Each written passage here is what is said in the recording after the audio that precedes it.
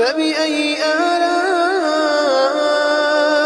ربكما تكذبان وقال تعالى والعصر إن الإنسان لفي خسر إلا الذين آمنوا وعملوا الصالحات وتواصوا بالحق وتواصوا بالصبر.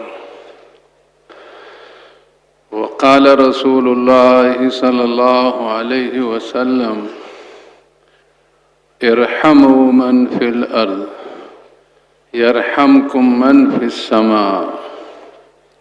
وقال رسول الله صلى الله عليه وسلم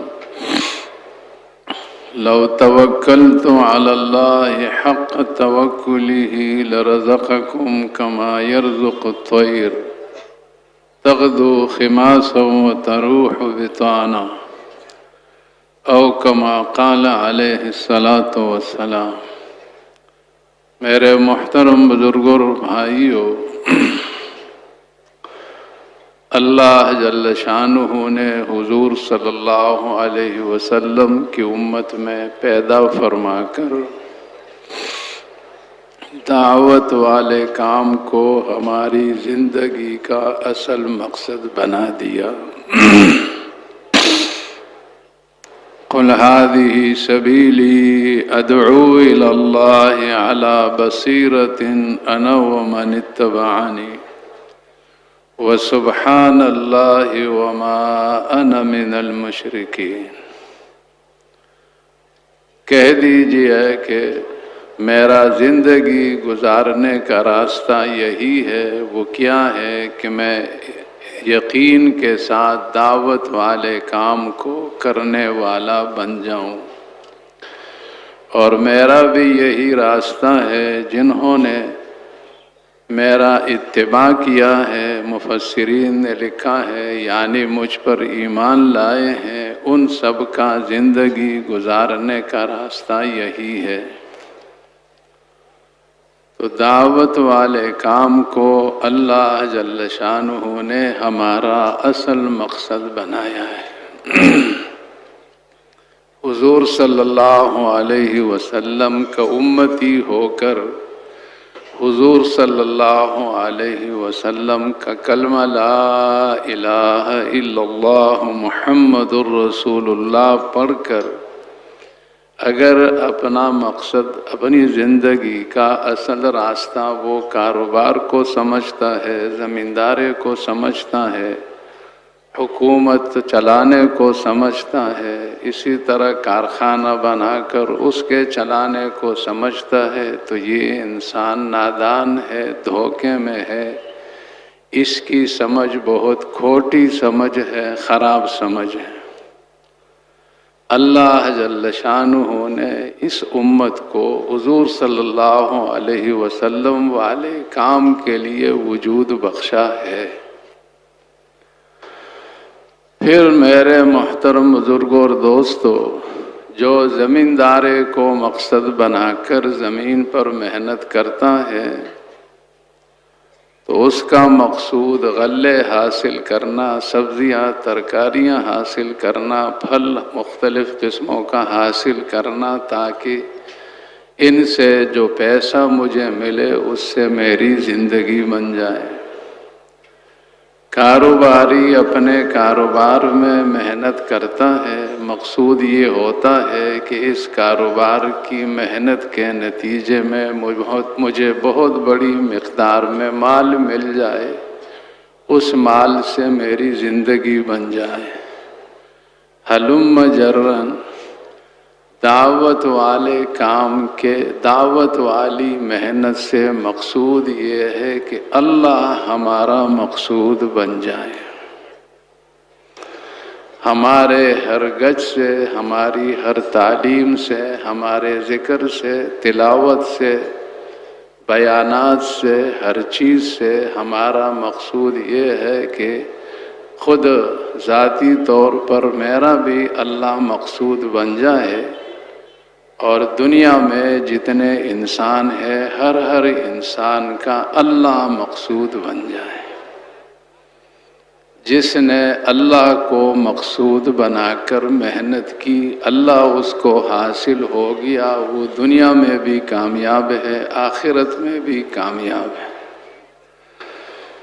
جس نے بہت بڑی محنت کی، آخری چوٹی تک کی قربانی دی، لیکن اللہ مقصود نہیں تھا، اس لیے کافروں سے بھی پہلے اس کو عذاب لپیٹ میں لے لے گا۔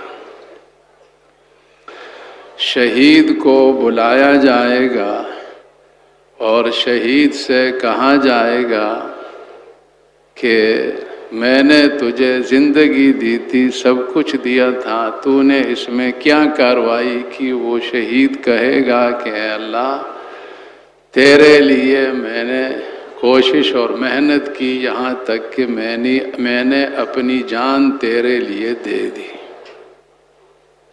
اب اس شہید نے کتنوں کو، کافروں کو مار کر دین کو تقویت اس سے حاصل ہو گئی ہوگی۔ اگر اس نے دعوت تبلیغ کی شکل میں محنت کی، کتنوں کو اس کی دعوت سے ہدایت مل گئی ہوگی، کتنے دوزخ کے راستے پر پہنچ گئے تھے، ایک بالش ایک ذرا کی جگہ رہ گئی تھی، اس کی دعوت، اس کے بیان، اس کے جو ہے وہ ترغیب کو سن کر توبہ کر لی، جنت میں چلا گیا۔ تو ہزاروں انسان اس کی محنت سے، ہزاروں انسان اس کی اللہ کے راستے میں جان دینے سے یہ ہدایت پر آ گئے ہوں گے، اور کتنا انہوں نے کافروں کو مار کر جو ہے موت کے گھاٹ اتار کر اسلام کو تقویت پہنچائی ہوگی۔ لیکن یہ بدنصیب، اس ساری کارگزاری میں اللہ اس کا مقصود نہیں تھا، اس لیے کافروں سے بھی پہلے عذاب اس شہید کو، اس جان دینے والے کو لپیٹ میں لے لے گا کہ اس نے اللہ کو مقصود نہیں بنایا۔ دین سیکھا، بڑی کاوش کے ساتھ سیکھا، بڑی محنت کے ساتھ سیکھا، اور پھر ماشاءاللہ بیٹھ کر لوگوں کو دین سکھانے لگا۔ بیرونی ممالک میں اس کے شاگرد پھیلے ہوئے ہیں، بیرونی ممالک میں اس کے شاگرد کام کر رہے ہیں، پاکستان میں بے شمار شاگرد اس کے کام کر رہے ہیں، اور کتنوں کی براہ راست اس کے تعلیم کی برکت سے زندگی بن گئی ہوگی، کتنوں جو اس کی جنہوں نے اس سے تعلیم حاصل کی، ان کی محنت سے کتنوں کی زندگی بن گئی ہوگی۔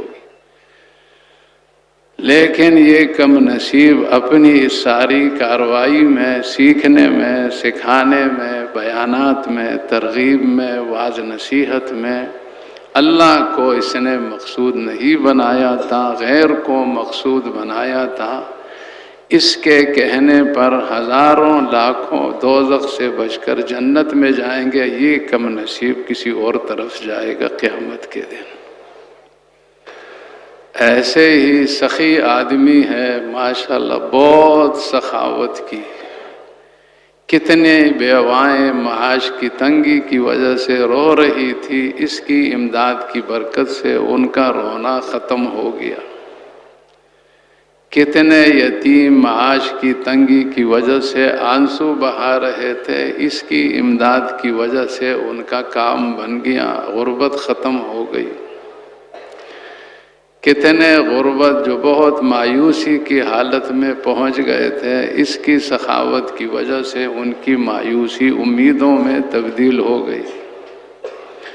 لیکن یہ کم نصیب خود دوزخ میں جا رہا ہے کہ اس لیے کہ اس نے اپنی ساری کارروائی میں اللہ کو مقصود نہیں بنایا۔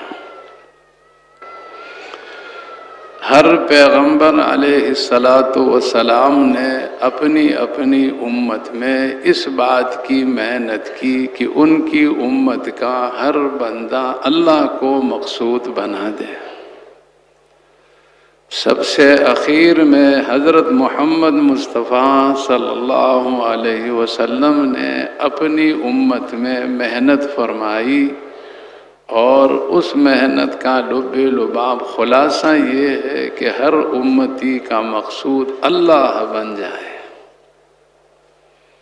انبیاء علیہم الصلوات و تسلیمات کی زندگی کا ہر لمحہ، زندگی کا ہر قدم، ہر کام، ہر ادا ساری بشریت کو اس کی تعلیم دیتا ہے کہ ان کا اپنے ہر کارروائی میں اللہ مقصود ہوتے تھے۔ ابراہیم بیٹا جا کر ذبح کر دو، بہت اچھا، بیٹا میرا مقصود نہیں ہے، اللہ میرا مقصود ہے۔ ملک شام سے مکہ مکرمہ تک کا سفر کر کے بیٹے کو مینا کے میدان میں لے جا کر یا بنی انی ارا فی المنام انی اذبحک فانظر ماذا تری، میرے پیارے بیٹے مجھ کو تو تیرے ذبح کرنے کا حکم خواب میں ملا ہے، نبی کا خواب وحی کی طرح ہوتا ہے، تو اس میں تمہارا کیا خیال ہے؟ بیٹا بھی ماشاءاللہ اللہ کی طرف سے بچپن سے ہی لے کر فوتگی تک اللہ کی تربیت میں تربیت پا چکا تھا، اس لیے جواب میں یہ کہا یا ابت افعل ما تؤمر ستجدنی انشاء اللہ من الصابرین۔ تو جیسے باپ کا مقصود اللہ راضی ہو جائے، چاہے مجھے اللہ کو راضی کرنے کے لیے اسماعیل جیسا لاڈلا بیٹا ذبح کرنا پڑے، اسی طرح لاڈلا بیٹا اسماعیل چھٹپن میں ہی یہ جذبہ رکھتا ہے کہ اللہ مقصود ہے، اللہ راضی ہو جائے، چاہے مجھے اپنے گلے پر چھری پھیرنے کو برداشت کرنا پڑے۔ ادھر حاجر علیہ السلام کو بھی پتہ لگ گیا کہ دوست سے ملانے کا مطلب یہ ہے ذبح کر کے اللہ کے پاس پہنچانا ہے، اللہ سے ملانا ہے۔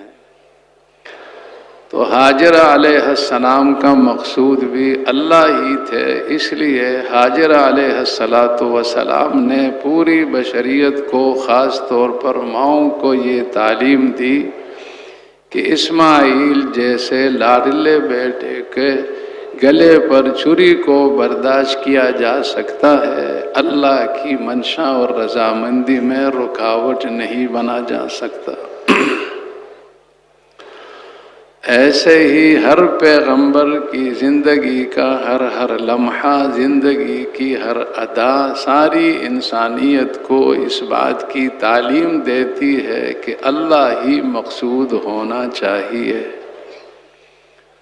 حضرت محمد مصطفیٰ صلی اللہ علیہ وسلم نے حضرات صحابہ کرام کی ایسی تربیت فرمائی تھی کہ جیسے انبیاء علیہم الصلوات و تسلیمات کی اس پاکیزہ جماعت کے ہر فرد کا مقصود اللہ بن گیا تھا، اللہ تھا، اسی طرح انبیاء علیہم الصلوات و تسلیمات کے بعد حضرات صحابہ کرام کی اس پاکیزہ جماعت کے ہر فرد کا مقصود حضور صلی اللہ علیہ وسلم کی مبارک تعلیم، مبارک تربیت، مبارک صحبت کی برکت سے اللہ ہی بن گیا تھا۔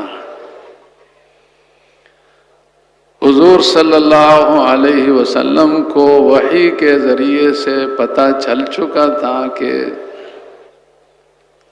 ابو سفیان کا قافلہ آ رہا ہے، بظاہر تعداد بھی معلوم ہو گئی ہوگی، اس کو لوٹنے کا حکم ملا۔ اللہ جل شانہ کو ان کی ایمانی تربیت مقصود تھی، غیر دل سے نکل جائے، میں ہی دل میں آ جاؤں،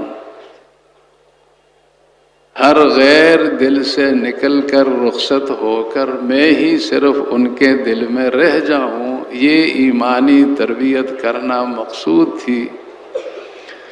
اس لیے صورتحال ایسی بن گئی کہ ابو سفیان کا قافلہ تو بچ کر نکل گیا اور ایک بہت بڑی مضبوط ایسی جماعت کے ساتھ، جن کے ساتھ جنگی سامان مکمل پورا، کھانے کا انتظام پورا، تعداد میں ان کے 3 گنا سے کچھ زیادہ، حضور صلی اللہ علیہ وسلم نے حالات کی تبدیلی کے بعد مشورہ طلب فرمایا تو حضرت ابو بکر نے رائے پیش کر دی، حضرت عمر نے رائے پیش کر دی۔ دونوں کی رائے کا خلاصہ یہ تھا جیسے آپ فرمائے ویسے ہم کرنے کے لیے تیار ہیں۔ پھر حضور بدستور رائے طلب فرماتے رہے۔ سعد بن معاذ عنہ انصار کے رؤساء میں سے تھے، حضور کے بڑے محبوب صحابی تھے، کھڑے ہو گئے جوش میں، اے اللہ کے رسول، لسنا کا قوم موسیٰ ان نقول اذهب انت وربك فقاتلا انا هاهنا قاعدون بل نقول اذهب انت وربك فقاتلا انا معكما مقاتلون۔ اے اللہ کے رسول، ہم موسیٰ علیہ السلام کی قوم کی طرح نہیں ہیں کہ انہوں نے خود ہی تو جہاد کا مطالبہ کیا تھا اور پھر جو ہے جب جہاد لڑنے کے لیے جانا پڑا تو انہوں نے موسیٰ علیہ السلام سے کہا کہ آپ جائیں، آپ کے پروردگار جائیں، آپ دشمنوں سے جنگ لڑیں دونوں اور ہم یہیں بیٹھے رہیں گے۔ ہم ایسے نہیں ہیں بلکہ ہم یہ درخواست کرتے ہیں کہ آپ کے رب بھی آپ کی مدد فرمائے، آپ بھی ہمارے ساتھ جائیں اور ہم آپ کے ساتھ جو ہے دشمنوں کے ساتھ قتال لڑیں گے، قتال کریں گے۔ اے اللہ کے رسول، سالم من شئتا و حارم من شئتا، جس قوم سے آپ چاہیں آپ صلح کر لے، ہماری صلح ہوگی، جس قوم کے ساتھ آپ جنگ لڑنا چاہیں گے ہماری جنگ ہوگی۔ اگر آپ یہ کہیں کہ ہم ان گھوڑوں کی پشتوں پر سوار ہو کر ان کی جگروں کو برق غماد پر پھینک ماریں، یعنی ان کو اچھی طرح بھگا کے برق غماد تک پہنچیں، ہم اس کے لیے بھی تیار ہیں۔ آپ کا حکم ہوگا ہم ان گھوڑوں کو سمندر میں بھی ڈالنے کے لیے تیار ہیں۔ تو انصار کی مہاجرین کی رائے کا خلاصہ یہ تھا کہ اللہ ہمارے مقصود ہے، جو اللہ اور اس کے رسول کی منشا ہوگی ہم اس پر چلیں گے۔ حضرت ابو بکر صدیق رضی اللہ عنہ سے ان کے بڑے بیٹے عبد الرحمن ابن ابی بکر نے عرض کیا، بدر کی لڑائی کے بعد جب وہ پہلے کافر تھے، بدر میں مسلمانوں سے جنگ لڑنے آئے تھے، بعد میں مسلمان ہو گئے۔ ابا جان، بدر کی لڑائی میں آپ میری تلوار کی زد میں آ رہے تھے لیکن میں نے ابا سمجھ کر رخ پلٹ دیا، آپ کو چھوڑ دیا۔ فرمایا بیٹے، اگر تو میری تلوار کی زد میں آ جاتا تو میں ہرگز تجھے بیٹا سمجھ کر نہ چھوڑتا بلکہ اللہ کے لیے تیری گردن اڑا دیتا۔ بدر کی لڑائی میں کتنے صحابہ ایسے تھے مہاجرین میں سے کہ انہوں نے ان قریش لڑنے والوں میں سے اپنے باپ کو قتل کیا، بعضوں نے اپنے حقیقی بیٹے کو قتل کیا، بعضوں نے اپنے بھائی کو قتل کیا، بعضوں نے اپنے ماموں چچا کو قتل کیا، تاکہ اللہ کے سامنے یہ بات ثابت ہو جائے کہ اللہ ہمارا مقصود تو ہے، تیری منشا، تیرے حبیب کی منشا ہمارا مقصود ہے، رشتہ دار ہمارے مقصود نہیں ہے۔ کفار کے 70 مارے گئے اور 70 قیدی بن گئے۔ قیدیوں کے بارے میں اللہ کی طرف سے اس وقت تک کوئی وحی نازل نہیں ہوئی تھی۔ حضور اقدس صلی اللہ علیہ وسلم کی عادت شریفہ تھی کہ ایسے اجتماعی امر کے معاملے میں، ایسے اجتماعی معاملے میں جس میں کوئی وحی نازل نہیں ہوئی ہوتی تھی، حضور صحابہ سے مشورہ کر لیا کرتے تھے۔ حضرت ابو بکر کھڑے ہوئے، اللہ کے رسول، ان میں سے ہر قیدی سے فدیہ لے کر چھوڑ دیا جائے۔ اس سے ہمیں کچھ تقویت حاصل ہو جائے گی، شاید اللہ تعالیٰ ان کو ہدایت دے دے۔ بڑی اچھی نیت تھی، پاکیزہ نیت تھی۔ حضرت عمر کھڑے ہو گئے، پٹھان کہتے ہیں حضرت عمر نر کا بچہ تھا۔ حضرت عمر کھڑے ہو گئے، اے اللہ کے رسول، عباس آپ کے حقیقی چچا ہیں، آپ اپنی تلوار سے اس کی گردن اڑا دے۔ عقیل یا عقیل، غالباً عقیل نام ہے، عقیل ابن ابی طالب حضرت علی کے سگے بھائی ہیں۔ مکن علی من عقیل، علی کو کے حوالے عقیل کو کر دے، سگے بھائی کو، تاکہ حضرت علی اس کی گردن اڑا دے۔ میرے حوالے میرے فلاں رشتہ دار کو کر دے، حضرت ابو بکر کے حوالے اس کے فلاں رشتہ دار کو کر دے، تاکہ ہم اپنی تلواروں سے اپنے ان بھائیوں کی، والد کی یا رشتہ داروں کی گردنیں اڑا کر اللہ کے سامنے اس بات کا ثبوت پیش کر دے کہ اللہ ہمارا مقصود تو ہے، ہمارا مقصود کوئی اور نہیں ہے۔ تو میرے محترم بزرگوں اور دوستو، اس ساری کارگزاری میں ہمارا مقصود اللہ ہی بن جائے، ہر غیر دل سے نکل جائے، اللہ ہی اللہ مقصود بن کر ہمارے دل میں رہ جائے کہ اللہ ہمارا مقصود تو تیری ذات ہے، تجھ کو راضی کرنا ہمارا مقصود ہے۔ اے اللہ، تجھے راضی کرتے کرتے ہماری جان چلی گئی، یہ ہماری عین کامیابی ہے۔ تجھے راضی کرتے کرتے ہمارا سارا مال لٹ گیا، یہ ہمارا عین مقصود ہے۔ تجھے راضی کرتے کرتے میری ساری اولاد چلی گئی، ہمارا عین مقصود ہے۔ قادسیہ کی لڑائی میں حضرت خنسا رضی اللہ عنہا اپنے 4 بیٹوں کے ساتھ شریک تھی۔ حضرت خنسا شاعرہ عورت ہے۔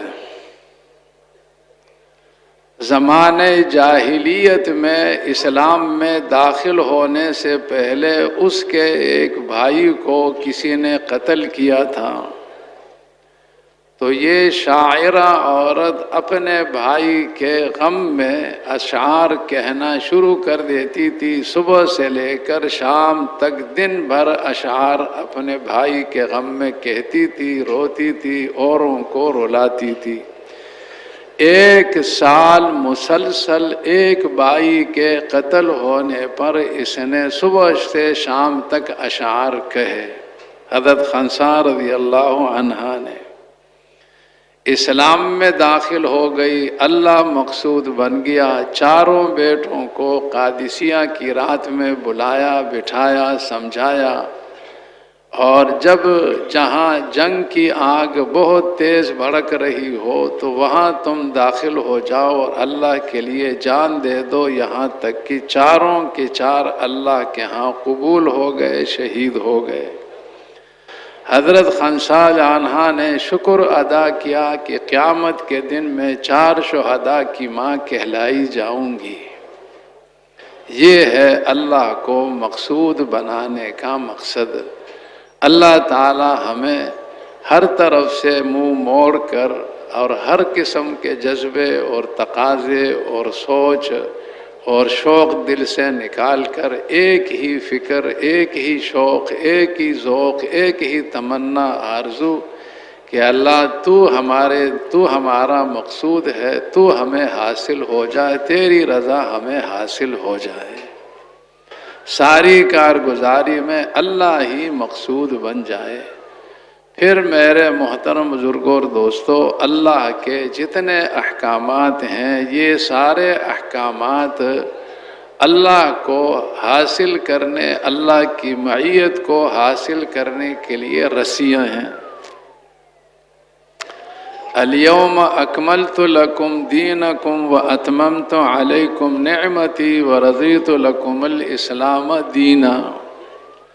آج کے دن میں نے تمہارا دین تمہارے لیے مکمل کر دیا۔ یہ دین عقائد کے اعتبار سے بھی عقائد سے متعلقہ احکامات کے اعتبار سے مکمل، عبادات سے متعلقہ احکامات کے اعتبار سے مکمل، اسی طرح کاروبار کے اعتبار سے احکامات کے اعتبار سے مکمل، معاشرے سے متعلقہ احکامات کے اعتبار سے مکمل، عہدہ، منصب، وزارت، صدارت، بادشاہت، سلطنت کے اعتبار سے متعلقہ احکامات کے اعتبار سے بھی مکمل، مال غنیمت حاصل ہو گیا اس کے متعلقہ احکامات کے اعتبار سے بھی مکمل ہے۔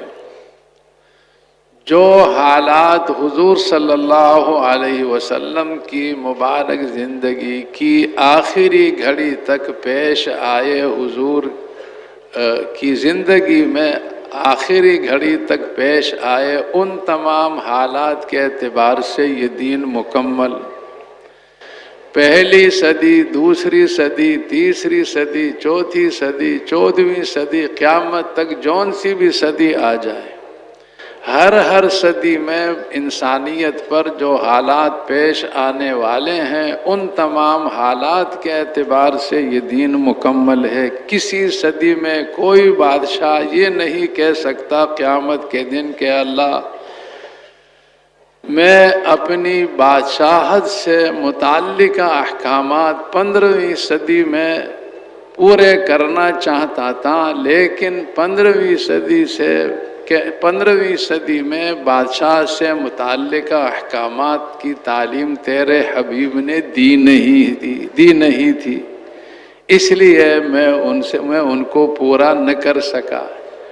بھائی دیکھو سارے بھائی، ایک بات سن لو، شیطان خبیث جو ہمارا دشمن ہے، اس نے ظہر کی نماز پڑھتے ہی اس بات کی کوشش کی کہ پورے مجمع میں سے کوئی آدمی اس بیان میں شریک نہ ہو۔ جتنے بھائی اللہ کی توفیق سے بیٹھے ہیں، شیطان خبیث کی یہ پہلی کوشش ان کے بارے میں ناکام ہو گئی۔ اب وہ دشمنی سے باز نہیں آتا، اس نے پینتر بدل دیا، اب دوسری کوشش شروع کر لی کہ کوئی اخیر تک اس بیان کو نہ سنے، تاکہ اس سننے سے جو سعادت حاصل ہو سکتی ہے، اجر تربیت حاصل ہو سکتی ہے، اس سے یہ محروم رہے۔ لہٰذا اب کبھی 2-4 یہاں سے، کبھی 2-4 کہاں سے، کبھی 2-4 کہاں سے اٹھانا شروع کر دیا۔ جب سارے کاموں کو چھوڑ کر ہم یہاں اجتماعی طور پر جو اعمال ہوتے ہیں ان میں شرکت کے لیے آئے ہیں، تو تھوڑی سی قربانی اپنی اس وقت کی فوری ضروریات کی ہم دے دیں، بیان سنیں، اللہ تعالیٰ توفیق عطا فرمائے۔ تو میرے محترم بزرگوں اور دوستو،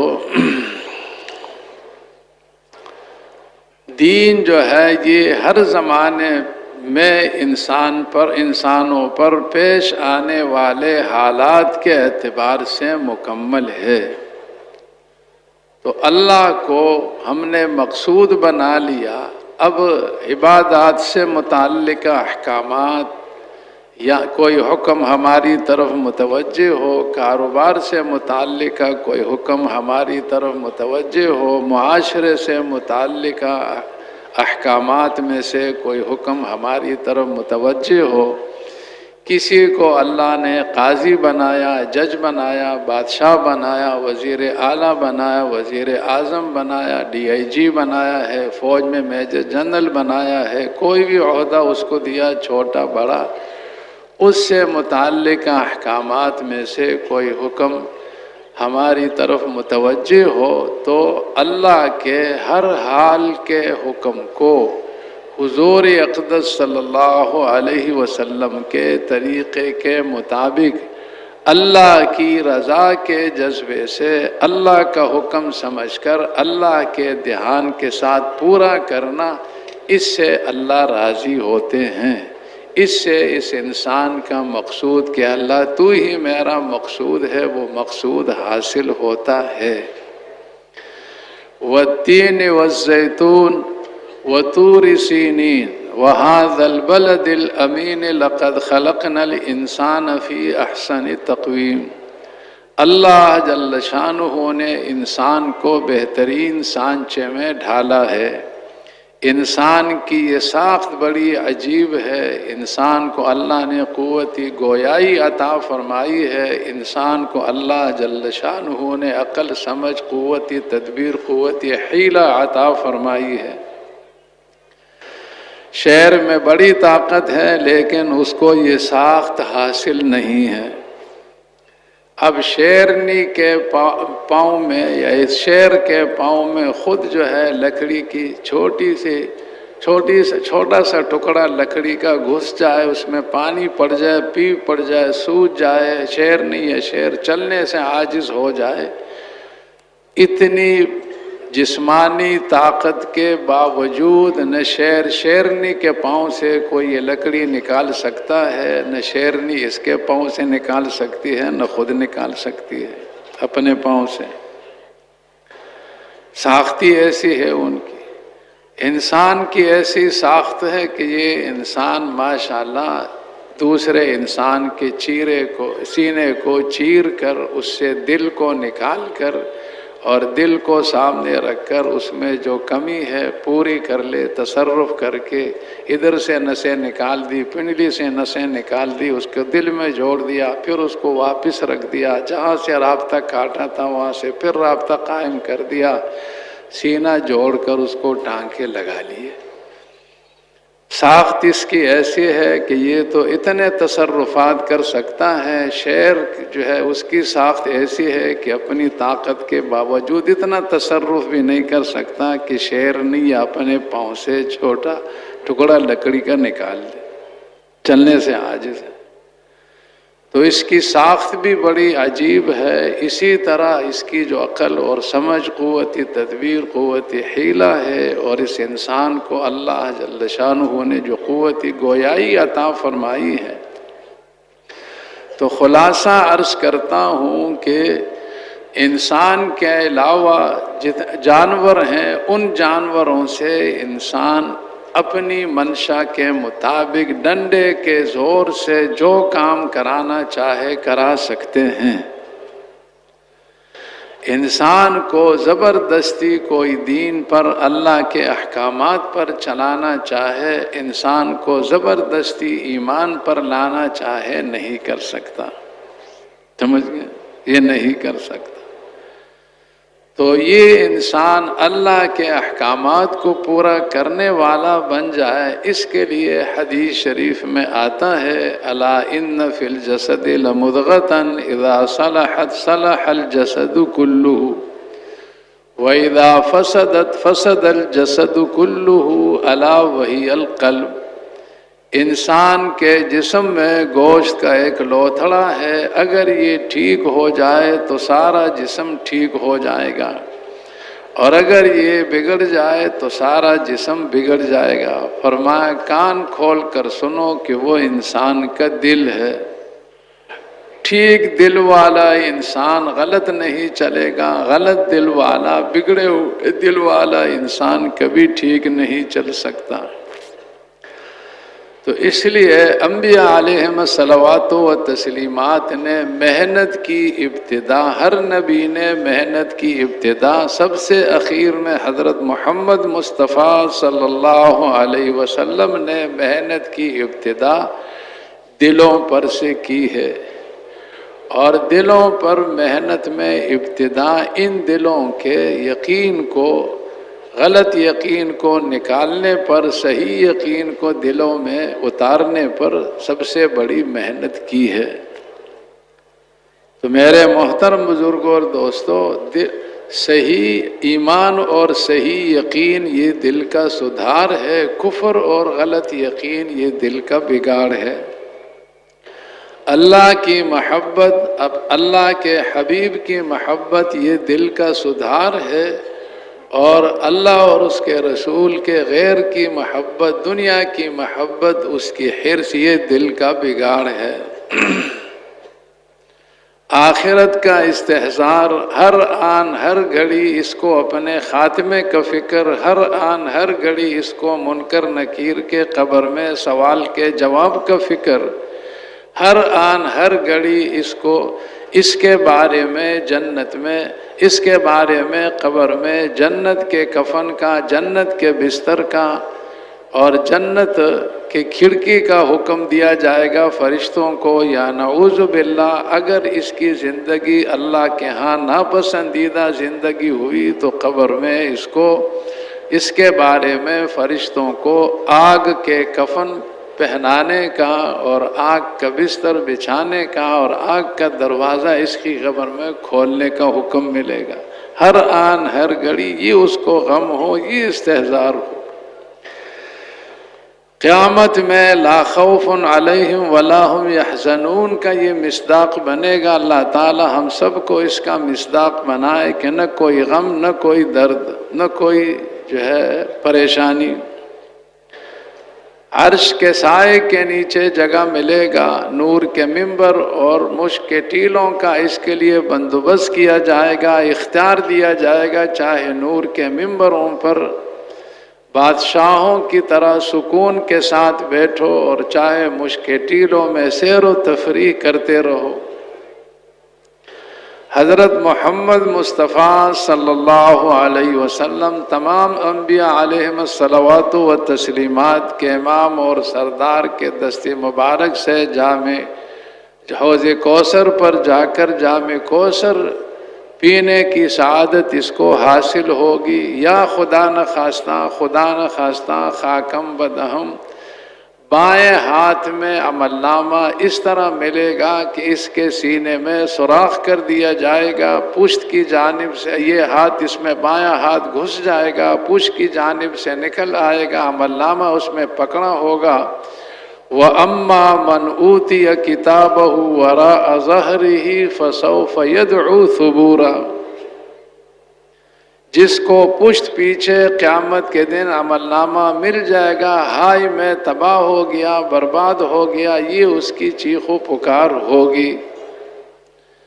وہاں کی گرمی، اللہ کی پناہ، نافرمان انسانوں کی کھوپڑیوں میں یہ دماغ ایسا جوش کھائے گا جیسے ہم دیگ یا ہانڈی کے نیچے تیز آگ جلا کر اس میں ڈالے ہوئے رکھے اس میں پانی کو جوش دیتے ہیں، ایسا دماغ ابلے گا۔ اور پھر وہاں کی ذلت، وہاں کی رسوائی، وہاں کی بے چینی، وہاں کی گھبراہٹ، اللہ اکبر، اللہ کی پناہ۔ بہت سے لوگ تو جھنجلا کر گھبرا کر اللہ سے یہ کہیں گے اللہ دوزخ میں ہمیں پھینک دو مگر اس دن کے عذاب سے ہمیں چھٹکارا دے دو۔ ان کا یہ خام خیال ہوگا کہ شاید دوزخ میں بھی اتنا عذاب اور اتنی بے چینی اور اتنی سختی نہیں ہوگی جتنی ہمیں درپیش ہے قیامت کے میدان میں۔ پھر ان بدبختوں کو جب دوزخ کی آگ میں ڈال دیا جائے گا تو دوزخ کی آگ اللہ اکبر دنیا کی آگ سے 70 گنا زیادہ گرم ہے۔ وہاں کے سانپ، وہاں کے بچھو دوزخ میں دوزخی کو چیخ و پکار کے بعد جو کھانے کو ملے گا اس سے بھوک میں کمی نہیں ہوگی، اس سے عذاب میں اضافہ ہو جائے گا۔ سالوں چیخ و پکار کے بعد جو اس کو پینے کے لیے چیز ملے گی اس سے پیاس میں کوئی تخفیف نہیں ہوگی، اس کے عذاب میں اضافہ ہوگا۔ اور دوزخ ایسی جگہ ہے جس کا خلاصہ یہ ہے کہ اس انسان کی ہر خواہش کو اعلیٰ سے اعلیٰ پیمانے پر پامال کر دیا جائے گا۔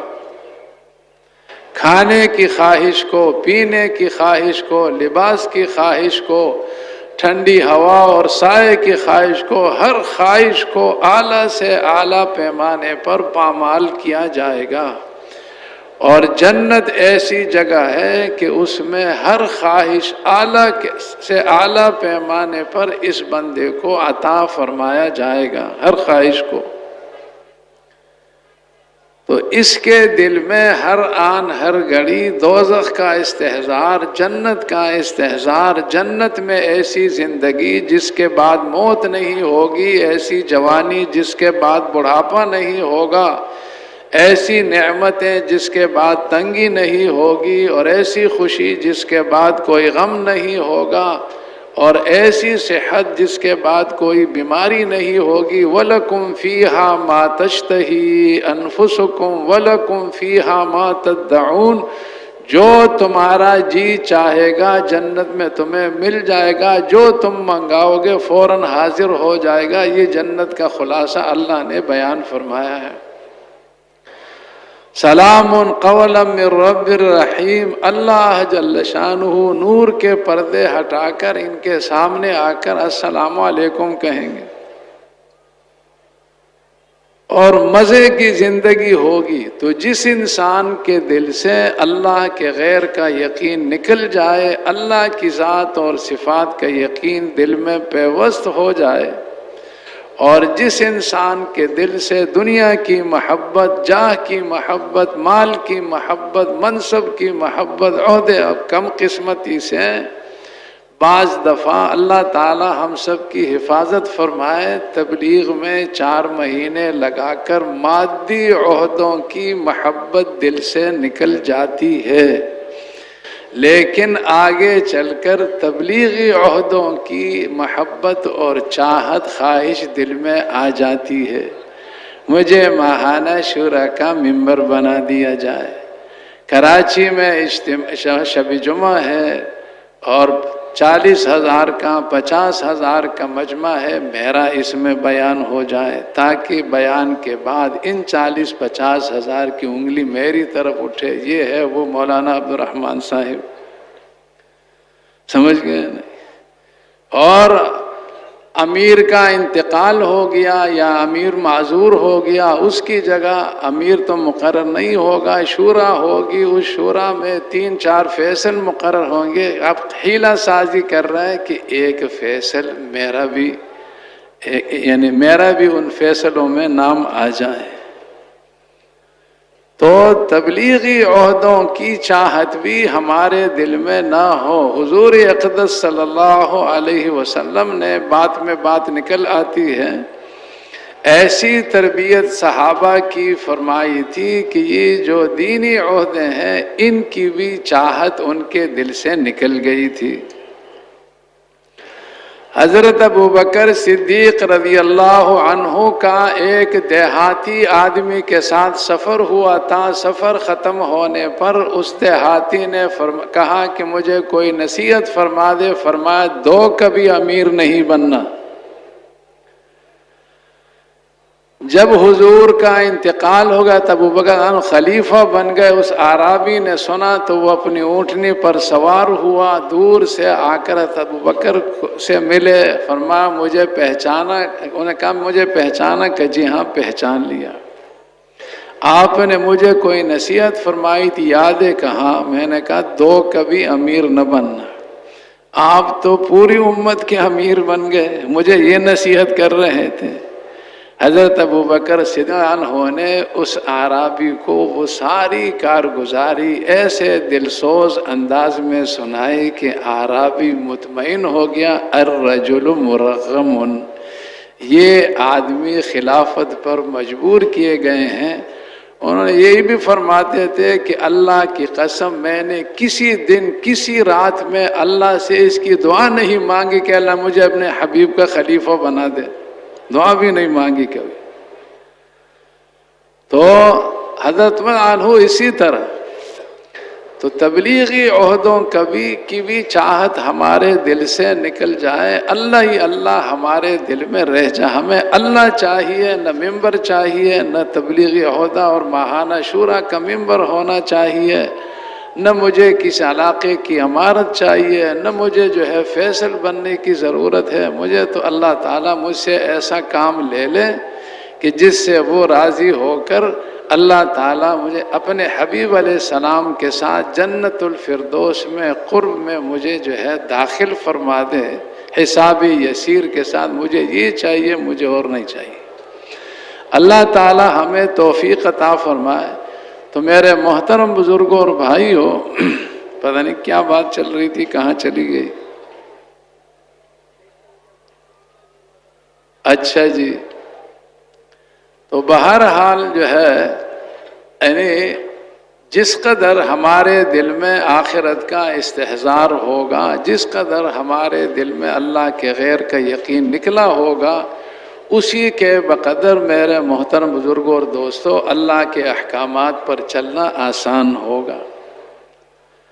جس قدر ہم کلمے کی دعوت دیں گے، جیسے نماز کی اپنی تاثیر ہے وہ یہ ہے ان الصلاۃ تنہی عن الفحشاء والمنکر، جب کسی کی نماز حضور صلی اللہ علیہ وسلم کے طریقے کے اعتبار سے مکمل ہو جاتی ہے، خشوع خضوع کے اعتبار سے مکمل ہو جاتی ہے، اس نماز کی تاثیر یہ ہے کہ جس طرح یہ نمازی نماز میں ہر حال میں اپنی زبان، اپنا دل، دماغ اللہ کے حکم حضور کے طریقے کے مطابق استعمال کر رہا ہے، تو زندگی کے جس شعبے، زندگی کے جس کام میں یہ نمازی لگے گا، نماز کی یہ تاثیر ہے کہ ہر کام میں، ہر شعبے میں اس کی زبان، اس کا دل، دماغ، اعضاء، جوارح 100% اللہ کے حکم حضور کے طریقے کے مطابق استعمال ہوں گے۔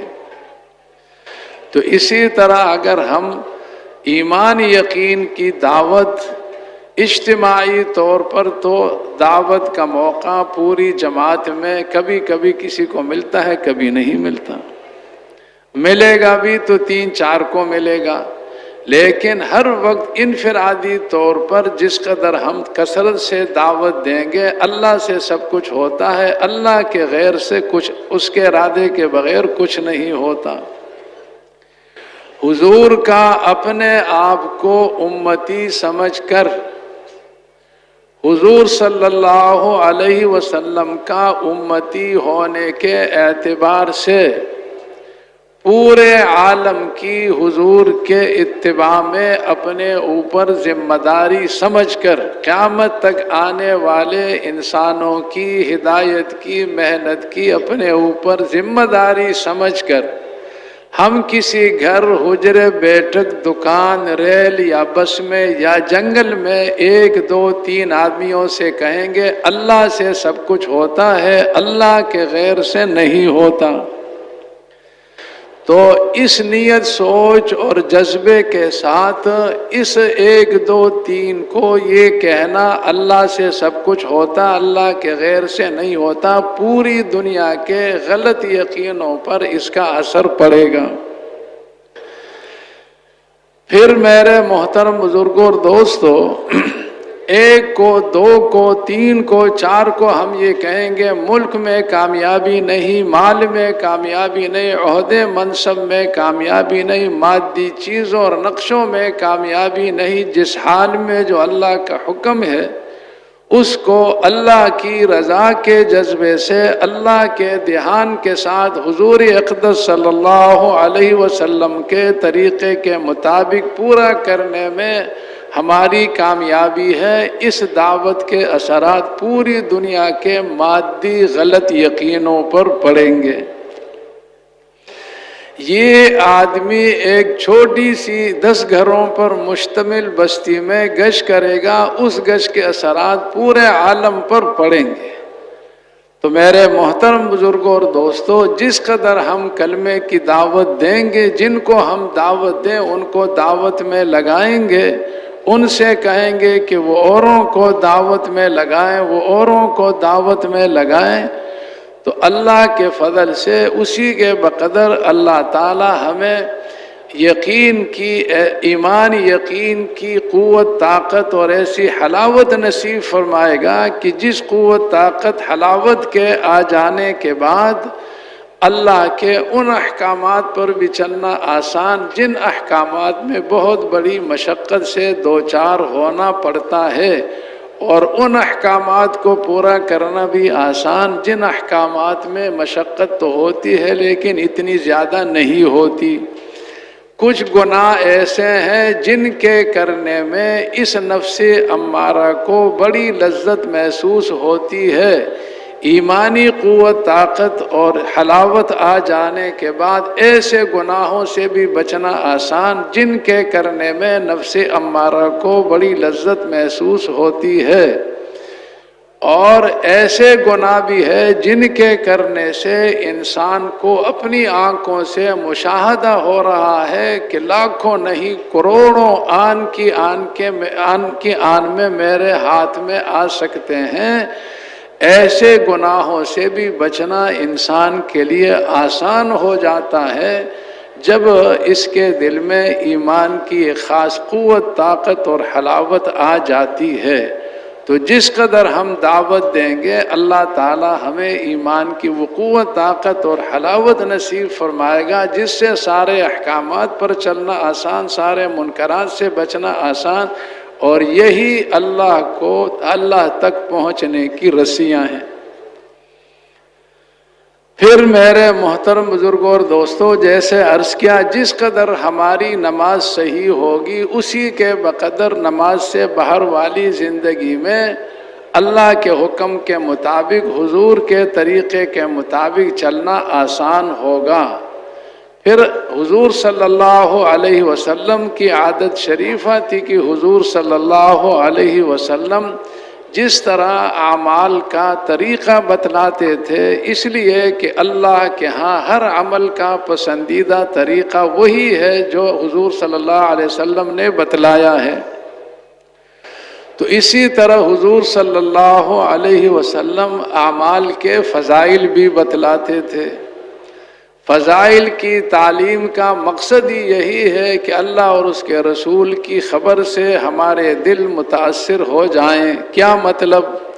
کہ جس نیکی کے کام کی، جس معروف کی ہم نے فضیلت سنی ہے، فضیلت سن کر دل ایسا متاثر ہو جائے کہ جب وہ معروف ہمارے سامنے آ جائے تو اس میں لگے بغیر ہم چین سے بیٹھ نہ سکے، اور جس منکر کی ہم نے وعید سنی ہے، وعید سن کر دل ایسا متاثر ہو جائے کہ جب وہ منکر و اللہ کی نافرمانی کا کام ہمارے سامنے آ جائے تو اس کی ایک زبردست وحشت اور ایک زبردست نفرت ہمارے دل میں ایسی بیٹھی ہوئی ہو کہ قریب جانے کو بھی دل نہ کرے۔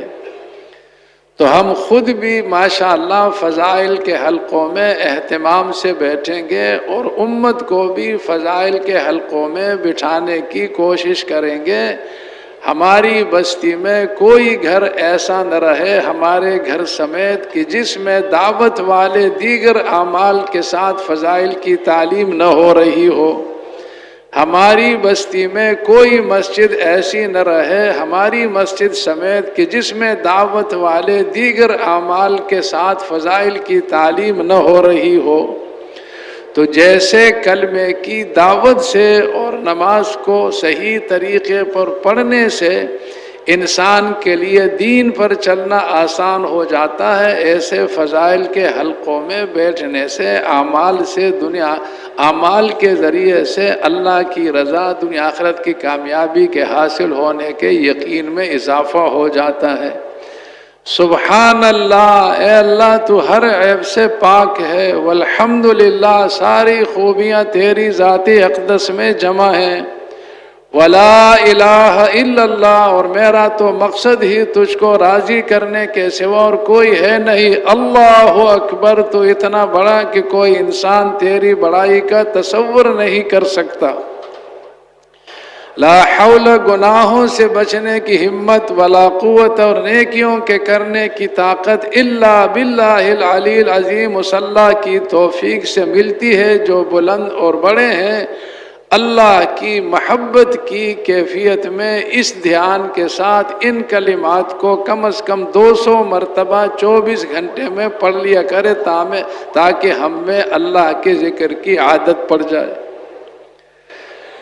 حضور صلی اللہ علیہ وسلم کی بھرپور محبت کی کیفیت میں حضور صلی اللہ علیہ وسلم کے انگنت احسانات کا احسان مند بن کر بھرپور محبت کی کیفیت میں کم از کم 200 مرتبہ حضور اقدس صلی اللہ علیہ وسلم پر ہم درود شریف پڑھ رہے ہوں،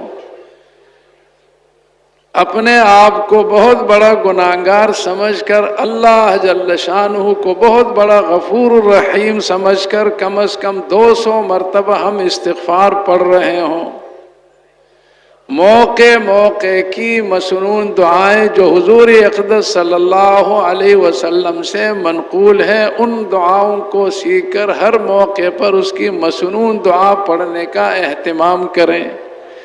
پھر میرے محترم بزرگوں اور دوستو، قرآن پاک کی تلاوت کا اہتمام کرے تو ذکر، تلاوت، مسنون دعاؤں کا اہتمام یہ بھی ایسی دولت ہے کہ اس سے اللہ تعالیٰ انسان کو اپنا دھیان نصیب فرماتا ہے۔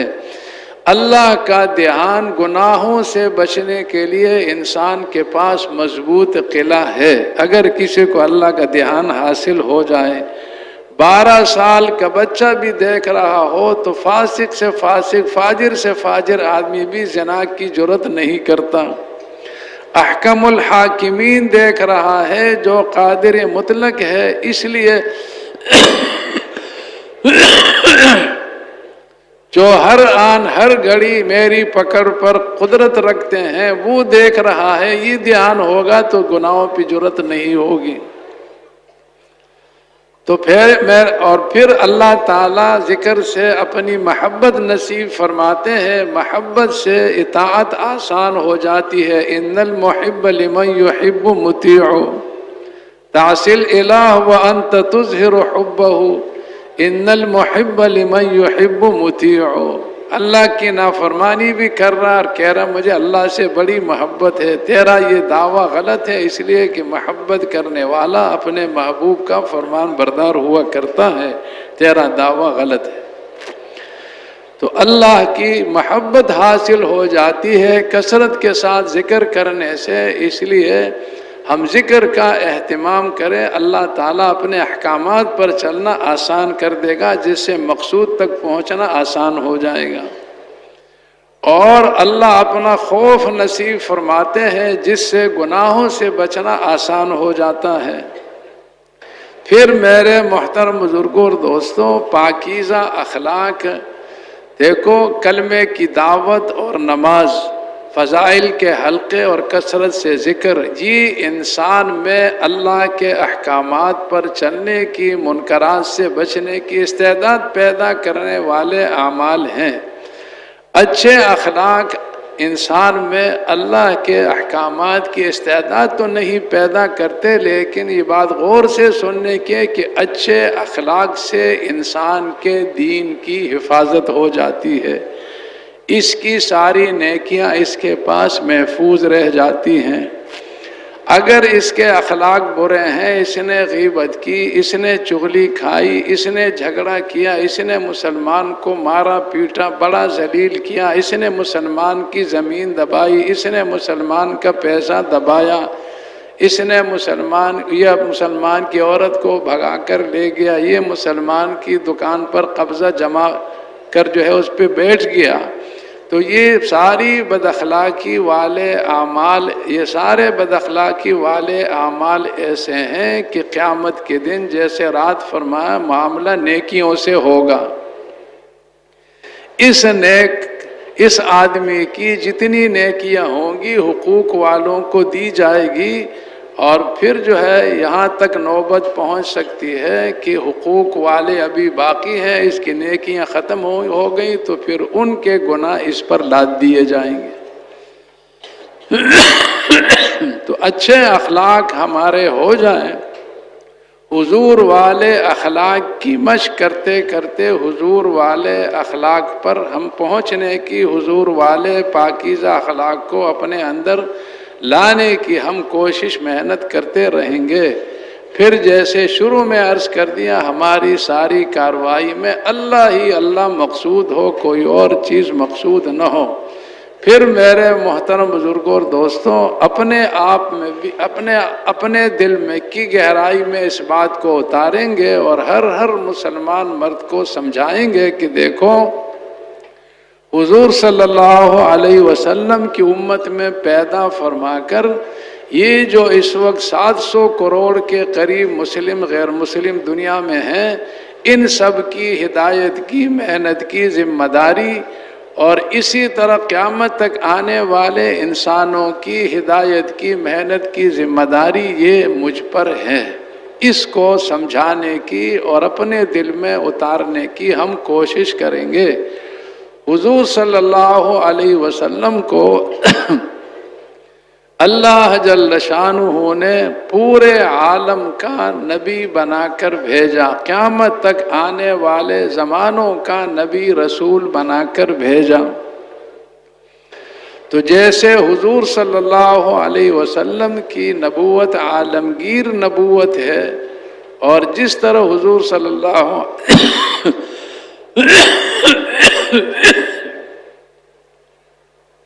حضور صلی اللہ علیہ وسلم کی نبوت قیامت تک آنے والے زمانوں کو محیط نبوت ہے، اسی طرح حضور صلی اللہ علیہ وسلم کو اللہ نے عمل بھی اسی پیمانے پر دیا۔ ہر کلمہ پڑھنے والا، لا الہ الا اللہ محمد الرسول اللہ پڑھنے والا حضور کی محنت میں، حضور کے عملے کا فرد ہے، حضور کے عملے میں شامل ہے۔ اگر وہ دعوت اور تبلیغ کے کام کا اپنے کو عملے میں شامل نہ سمجھے اور اپنا کوئی اور مقصد سمجھے، غلط فہمی میں ہے۔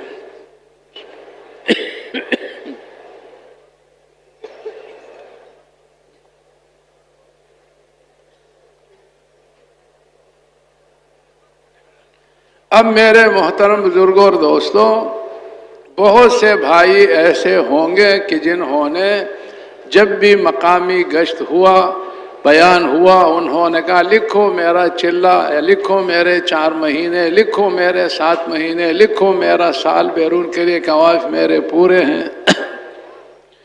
اور پھر شیطان نے جو ہے کیا نام ہے، اجتماع میں آنے سے اس کو روکنے کی کوشش کی ہوگی۔ ساتھیوں کی ترغیب سے، کوشش سے، دعاؤں سے، اس کی اپنی ہمت سے اجتماع میں تو آ گیا۔ اب شیطان پیچھے پڑا ہوا ہے، ٹھیک ہے تم نے چلے کا وعدہ کیا تھا، 4 مہینے کا وعدہ کیا تھا، 7 مہینے، سال کا کیا تھا، لیکن تو شیطان خبیث کو ایک یہ زبردست تجربہ ہے، جیسے کہ چھوٹے بچے جو ہے وہ غبارہ خرید لیتے ہیں، پھر اس میں وہ چھوٹا سا ہوتا ہے، انگلی کے برابر پھونک بھر کے اتنا بڑا بنا لیتے ہیں، اور اس کو فضا میں پھر یوں جو ہے چٹکی مار کر جو ہے اڑاتے بھی ہیں۔ تو ایسے شیطان خبیث کو چھوٹی سے چھوٹی رکاوٹ میں، چھوٹی سے چھوٹی مشکل میں پھونک بھر کر اسے پہاڑ کے مانند دکھانے کا تجربہ شیطان خبیث کو حاصل ہے۔ وَمَن يَتَوَكَّلْ عَلَى اللَّهِ فَهُوَ حَسْبُهُ، جو اللہ کی ذات پر بھروسہ رکھتا ہے اللہ اس کے لیے کافی ہو جاتے ہیں۔ ہمارے گھر کی حفاظت میں اللہ ہمارے لیے کافی ہے، بیوی بچوں کی حفاظت میں اللہ ہمارے لیے کافی ہیں، کاروبار کی حفاظت میں اللہ ہمارے لیے کافی ہے، کسی چیز سے ہمیں گھبرانے کی ضرورت نہیں۔ ان تنصروا اللہ ینصرکم، اللہ کے راستے میں نکلنے سے یقیناً اللہ کی مدد انسان کے ساتھ ہو جاتی ہے۔ اللہ کے راستے میں نکلنے سے ہر عمل کی قیمت لاکھوں نہیں کروڑوں گنا تک بڑھ جاتی ہے۔ اللہ کے راستے میں نکلنے سے مولانا محمد یوسف رحمۃ اللہ علیہ کی لکھی ہوئی تقریر میں پڑھا ہے، دعائیں انبیاء علیہ السلام کی طرح قبول ہوتی ہیں۔ اس لیے شیطان کے دھوکے میں ہم میں سے کوئی بھی نہ آئے۔